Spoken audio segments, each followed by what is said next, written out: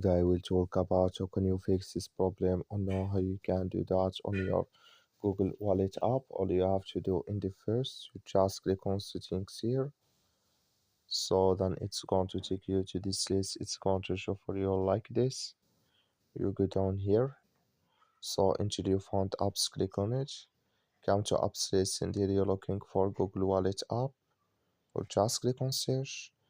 Then here at Google Wallet, it's going to show for you like this. Click on it. You come to this list, click on force stop, click on OK. You go down here, click on storage. Come to storage list here, just click on clear cache. So then all you have to do when you click on clear cache, you just go to your Play Store, click here on your Play Store here. So then you search here for Google Wallet app, it's going to show for you like this.